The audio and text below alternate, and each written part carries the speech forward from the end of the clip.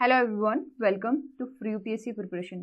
Agriculture in India series में lecture number 8 आज हम डिस्कस करेंगे, जिसमें हमारा जो मेन टॉपिक रहेगा वो है agricultural subsidy. Government of India agriculture sector को प्रमोट करने के लिए, डेवलप करने के लिए बहुत सारी सब्सिडी प्रोवाइड कराती है, लेकिन उस सब्सिडी का काफ़ी नेगेटिव इम्पैक्ट भी हमें देखने को मिला और कुछ ऐसे लीकेज के इश्यूज भी हैं जो सब्सिडी से रिलेटेड है। ठीक है, इससे गवर्नमेंट के ऊपर बर्डन तो बढ़ता ही बढ़ता है, लेकिन सब्सिडी एक्चुअल में एग्रीकल्चर सेक्टर की ग्रोथ के लिए काफ़ी ज़्यादा इंपॉर्टेंट है। तो आज का हमारा डिस्कशन इसी टॉपिक के अराउंड रहेगा। चलिए स्टार्ट करते हैं। ये है लेक्चर नंबर 8 जो कि अवेलेबल है हमारे YouTube channel free UPSC preparation पे। तो अगर अभी तक आपने हमारे चैनल को सब्सक्राइब नहीं किया है, please subscribe the channel, like the video and अगर आपको हमारे ये इनिशिएटिव पसंद आता है तो एक बार कमेंट करके ज़रूर बता दीजिएगा। ये सीरीज़ आपके लिए यूपीएससी प्री और मेंस दोनों के लिए काफ़ी हेल्पफुल है, या कोई भी ऐसा एग्ज़ाम जहाँ पर एग्रीकल्चर जनरल लेवल पे एग्रीकल्चर के बारे में पूछा जाता है तो वहाँ पर भी ये सीरीज़ काफ़ी हेल्पफुल है। ओके, चलिए स्टार्ट करते हैं। सब्सिडी होता क्या है? सब्सिडी बेसिकली होता क्या है कि फाइनेंशियल सपोर्ट है, एक प्रकार का इंसेंटिव है जो फार्मर्स को प्रोवाइड करवाया जाता है सो दैट उनकी इनकम बढ़े और उनका जो एक्सपेंडिचर है वो कम हो। कैसे एक्सपेंडिचर कम होगा? मान लीजिए आपके 100 रुपये की लागत थी जिसमें गवर्नमेंट ने 20 रुपये की आपको सब्सिडी दे दी। अब आपका एक्सपेंडिचर कम हुआ लेकिन आपकी इनकम जो है वो बढ़ेगी। और आपको भी पता है कि फिलहाल एग्रीकल्चर सेक्टर पे बहुत ज़्यादा लोग डिपेंडेंट है, इसलिए एग्रीकल्चर सेक्टर की ग्रोथ हमारे लिए बहुत इंपॉर्टेंट है। Then agricultural subsidy play a vital role in the growth of agricultural sector in India. दो प्रकार की सब्सिडी होती है, एक तो डायरेक्ट सब्सिडी और दूसरी इनडायरेक्ट सब्सिडी। डायरेक्ट सब्सिडी का मतलब ये होता है कि गवर्नमेंट ने पैसे का एक बैग लिया और वो डायरेक्ट फार्मर्स को पकड़ा दिया कि ये लो, ये पैसे का एक बैग है पैसों का, इसको जा करके तुम अपने एग्रीकल्चर सेक्टर में या अपने फार्म पे फर्टिलाइजर, सीड, जिसमें भी तुम यूज़ करना चाहो उसमें तुम ये पैसा लगा सकते हो। तो डायरेक्ट सब्सिडी का मतलब ये होता है कि benefit is directly given to the farmers, generally in the form of cash, जैसे जो फूड सब्सिडी होती है। Okay, on the other hand indirect subsidy में क्या होता है कि गवर्नमेंट फार्मर्स को कैश में नहीं देती। इसकी बजाय क्या होगा कि गवर्नमेंट कंपनी देखेगी, फॉर एग्जांपल फर्टिलाइजर की हम बात करते हैं तो गवर्नमेंट क्या करती है, उन कंपनीज को टारगेट करती है जो फर्टिलाइजर प्रोडक्शन करते हैं या फिर फर्टिलाइजर को इंपोर्ट करते हैं। उन कंपनीज को कहा जाएगा कि मान लीजिए प्रोडक्शन, आपकी जो प्रोडक्शन कॉस्ट है वो 100 रुपीज़, आप फार्मर को 100 रुपीज़ पे बेच रहे हो, तो what you are going to do कि what you need to do कि आप इसको ना 50 रुपीज़ पे बेचो फार्मर को, बाकी के जो 50 रुपये हैं वो मैं आपको सब्सिडी के तौर पे प्रोवाइड करवा दूंगा या करवा दूंगी। गवर्नमेंट ऐसा, ठीक है, डिसाइड करती है। ये मैं बहुत ही लेमन लैंग्वेज में आपको समझा रही हूँ कि सब्सिडीज डायरेक्टली फार्मर्स को ना दे करके इनडायरेक्ट वे में फार्मर्स तक पहुँचाई जाती है। फॉर एग्जाम्पल सबसे बड़ी है इसका फर्टिलाइजर सब्सिडी, और फर्टिलाइजर के बारे में हम ऑलरेडी बहुत कुछ डिस्कस कर चुके हैं। अगर आपने अभी तक वो वीडियो नहीं देखा है फर्टिलाइजर सेक्टर का तो एक बार वीडियो को पॉज करके पहले वो वाला देख के आइए, सो दैट आप आगे के लेक्चर्स को बहुत अच्छे से फॉलो कर पाएँ। कुछ डिफरेंट सेक्टर्स के अंदर सब्सिडी दी जाती है, जैसे फार्म इक्विपमेंट। इससे क्या होता है, अगर कोई फार्मर इन्वेस्टमेंट करना चाहता है फार्म इक्विपमेंट परचेज करने के लिए तो सब्सिडी उनको मिलती है। देन फर्टिलाइजर, यूरिया सब्सिडी आपको पता ही है। देन रिसर्च एंड डेवलपमेंट के लिए, so that we can develop high quality seeds या एग्रीकल्चर इनपुट की अगर हमें कहीं ज़रूरत पड़ती है तो हम रिसर्च एंड डेवलपमेंट पे सब्सिडी प्रोवाइड कराते हैं। Then we also provide subsidy on infrastructure, subsidy in power sector. इसका एक नेगेटिव इम्पैक्ट भी हमारे सामने आया, पहले देखते हैं कि ये है क्या। अब गवर्नमेंट क्या करती है कि फार्मर्स को पावर सब्सिडी प्रोवाइड कराती है, मतलब फार्मर्स को जो बिजली की पावर की जो ज़रूरत है उसके लिए फार्मर्स को सब्सिडी मिलती है। किस किस चीज़ में उनको ज़रूरत पड़ती है? ट्यूबवेल चलाने में, पंपिंग सेट चलाने में, राइट। तो ऐसे चीज़ों में गवर्नमेंट जो रेट है वो काफ़ी लो कर देती है, यानी गवर्नमेंट सब्सिडी प्रोवाइड कराती है। बट कुछ एरियाज़ में जहाँ पर लो रेट पे पावर प्रोवाइड करवाई जाती है, उसका एक नुकसान ये हुआ कि लोगों ने बहुत ज़्यादा ग्राउंड वाटर को एक्सट्रैक्ट करना स्टार्ट कर दिया उनकी इन जो प्रैक्टिस थी इरिगेशन की वो काफ़ी अनसस्टेनेबल होती चलेगी। दो नुकसान हुए, एक तो ग्राउंड वाटर कम होता चला गया और दूसरा जो सॉइल फर्टिलिटी थी वो भी धीरे धीरे डाउन होती चलेगी। इसका बेस्ट एग्जाम्पल है जो नॉर्थ इंडिया के अंदर वो वाले रीजन है जहाँ पर ग्रीन रिवोल्यूशन इंट्रोड्यूस की गई थी। ठीक, then government also provide subsidy in irrigation sector.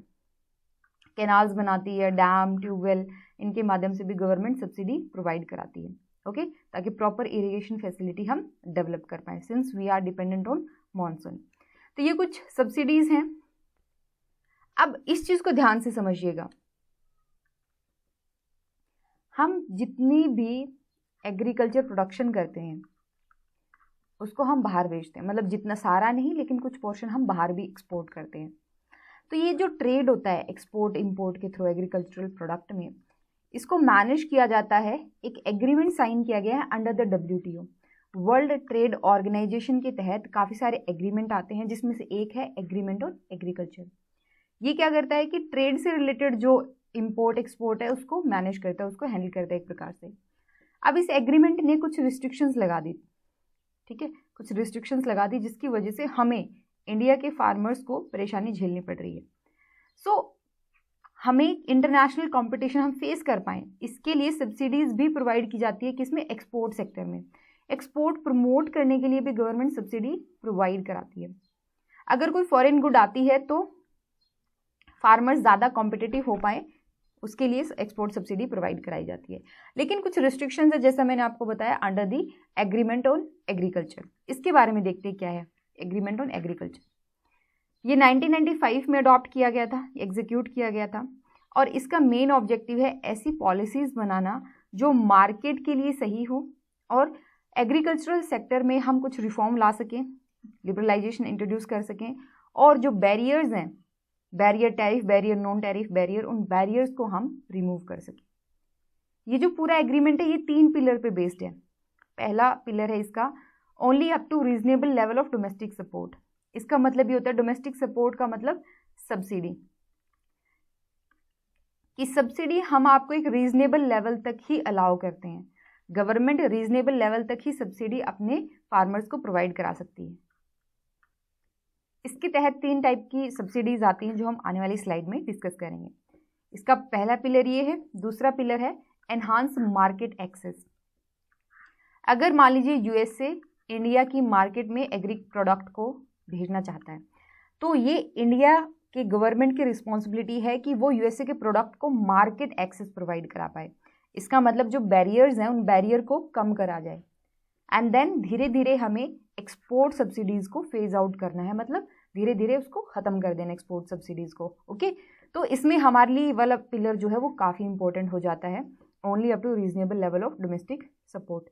इसमें 3 टाइप की सब्सिडीज़ के बॉक्स बनाए गए हैं। 3 टाइप के बॉक्स है अलग अलग कलर के, ग्रीन बॉक्स, ब्लू बॉक्स और एम्बर बॉक्स।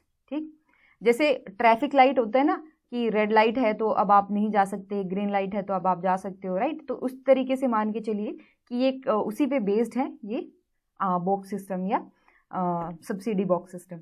तो सबसे पहले ग्रीन बॉक्स की हम बात करते हैं। ग्रीन बॉक्स में कुछ सब्सिडीज मेंशन है, ऐसी सब्सिडीज जो ट्रेड को कोई नुकसान नहीं पहुंचाती, इसीलिए under the agreement on agriculture ये सब्सिडीज अलाउ करी गई हैं।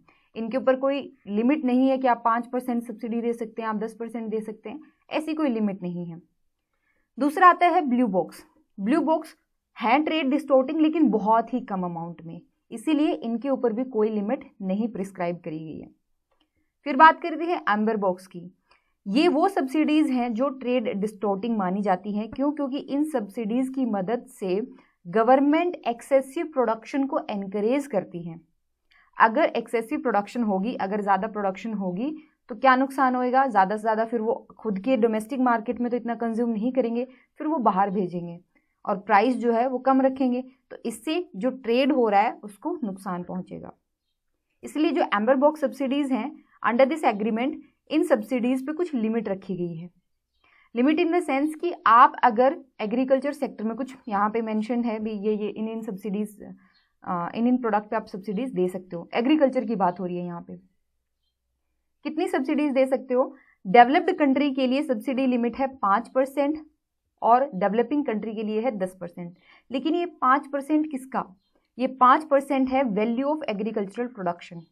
मान लीजिए इस साल वीट प्रोडक्शन हुई 1 मेट्रिक टन या जितना भी आप 100 मेट्रिक टन मान लीजिए, इसकी प्रोडक्शन कितनी है उसके हिसाब से इसकी वैल्यू कितनी बनती है। और ये वैल्यू ना प्रेजेंट प्राइस पे मतलब करंट प्राइस पे कैलकुलेट नहीं की जाती, ये कैलकुलेट की जाती है 1986-88 के प्राइसेस पे। तो गवर्नमेंट ऑफ इंडिया इस चीज़ को लेकर के भी काफ़ी आवाज़ उठाती रहती है कि ये जो कैलकुलेट करने का तरीका है ना सब्सिडी, ये काफ़ी गलत है। मान लीजिए 100 मीट्रिक टन जो है वो गेहूँ प्रोड्यूस करी और उसकी जो प्राइस है वो 1986-88 के हिसाब से वैल्यू तय करेगी। तो जो वैल्यू आती है डेवलपिंग कंट्री उसका 10% अपने एग्रीकल्चर सेक्टर में इन्वेस्ट कर सकते हैं अंडर दी एम्बर बॉक्स, और डेवलप्ड कंट्री उसका 5% इंट्रोड्यूस कर सकते हैं या इन्वेस्ट कर सकते हैं। अब आप सोच के चलिए कि 1986-88 के अंदर इंडियन एग्रीकल्चर की क्या हालत थी और कितनी प्रोडक्शन कैपेसिटी थी उसकी। तो उसके हिसाब से सोच के चलिए कि आप 2021-2022 के अंदर वो सब्सिडीज़ प्रोवाइड करा रहे हैं तो कितना बेनिफिशियल होगा आपके लिए। ये एक टॉपिक है जो हमेशा डेवलपिंग कंट्री के द्वारा WTO के अंदर उठाया जाता है। इसका इम्पैक्ट क्या आता है, जो ये एग्रीमेंट है, एग्रीमेंट ऑन एग्रीकल्चर, इसका इंडिया के ऊपर इम्पैक्ट क्या है। देखो, इंडियन गवर्नमेंट MSP प्रोग्राम चलाती है, मिनिमम सपोर्ट प्राइस अनाउंस किया जाता है फॉर 22 क्रॉप्स, और वो गवर्नमेंट जो प्रोक्योर करती है उसको पब्लिक डिस्ट्रीब्यूशन सिस्टम के तहत आगे भेजना होता है। इसलिए गवर्नमेंट को सब्सिडी प्रोवाइड करानी होती है क्योंकि फूड सिक्योरिटी भी गवर्नमेंट को इंश्योर करनी है। ठीक, तो यहाँ पर गवर्नमेंट क्या कर रही है, फार्मर को एक मिनिमम प्राइस इंश्योर कर रही है, और जो कंज्यूमर हैं, जो लो इनकम वाले लोग हैं, उनको PDS के थ्रू बहुत ही सब्सिडाइज्ड रेट पे पैसा जो ग्रेन है, वो फूड ग्रेन है, वो प्रोवाइड कराया जाता है। तो ये तो आपको पता है इंडियन गवर्नमेंट का मुद्दा ये है कि ऐसी जो सब्सिडी हैं ये एम्बर बॉक्स की कैटेगरी में आती हैं, और WTO ने एम्बर बॉक्स सब्सिडीज के ऊपर एक कैप, एक लिमिट लगा रखी है। तो ये पहला इशू हुआ। तो क्रिटिक्स ये मानते हैं कि ये एक अनफेयर लिमिटेशन है इंडिया की फूड प्रोक्योरमेंट पॉलिसी के ऊपर, जो कि एम्बर बॉक्स कैटेगरी के तहत इंडिया पे लगाई गई है। देन दूसरा ये कि मेन जो मुद्दा है ना वो लिमिटेशन को लेकर के नहीं है, इंडिया को ज़्यादा कंसर्न है कैलकुलेशन को लेकर के, क्योंकि जो कैलकुलेशन होती है ना सब्सिडी की, ये बेस्ड होते हैं 1986-88 के प्राइसेस पे जाकर के।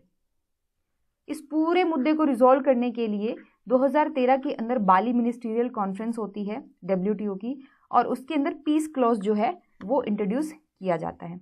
ये पीस क्लॉज क्या कहता है कि no member country would be legally barred from food security program for its own people even if the subsidy breaches the limit prescribed under amber box.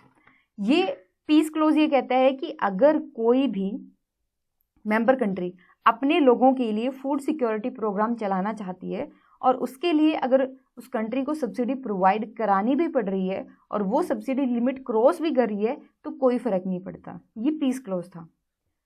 फिर ये था कि पीस क्लोज पे हम बैठेंगे, डिस्कस करेंगे, कोई परमानेंट सॉल्यूशन निकालेंगे इस मुद्दे का, लेकिन इसके ऊपर कोई भी अभी परमानेंट सॉल्यूशन नहीं निकल पाया, इसलिए पीस क्लोज को ही इनडेफिनेट टाइम के लिए एक्सटेंड कर दिया गया है। ये ध्यान रखिएगा। ओके जी, अब लास्ट में हम डिस्कस करते हैं point against providing agricultural subsidy. कुछ मुद्दे हैं सब्सिडी को लेकर के, वो देखते हैं।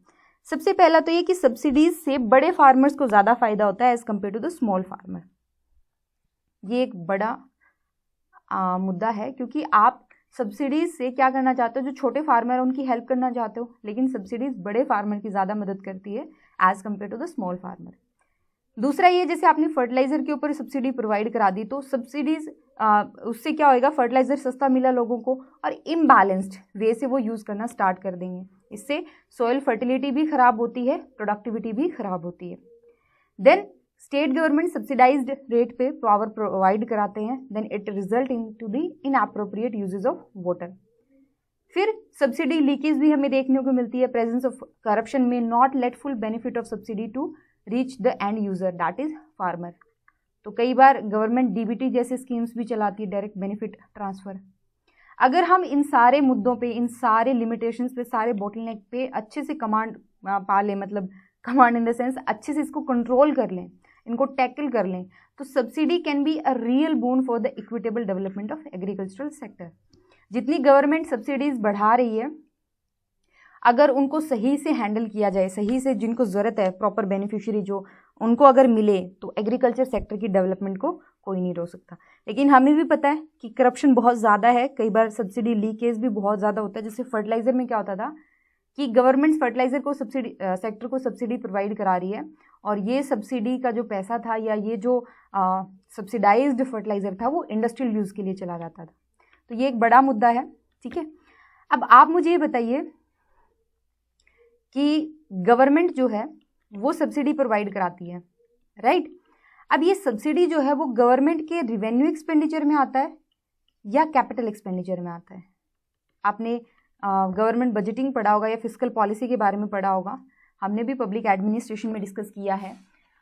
तो आप मुझे कमेंट सेक्शन में ज़रूर बताएंगे कि गवर्नमेंट जो ये सब्सिडी प्रोवाइड कराती है वो रिवेन्यू हेड के अंदर आती है या कैपिटल हेड के अंदर आती है। ओके जी, तो चलिए ख़त्म करते हैं आज का ये लेक्चर। अगर आप हमारे एग्रीकल्चर के या पब्लिक एडमिनिस्ट्रेशन के नोट्स परचेज करना चाहते हो तो डिस्क्रिप्शन बॉक्स में डिटेल्स दी गई हैं, एक बार कांटेक्ट कर लीजिएगा। ओके जी, अगर कोई डाउट है तो कमेंट सेक्शन है आपके पास, आप हमें बता सकते हैं। चलिए फिर कल मिलते हैं। Till then take care and thank you so much.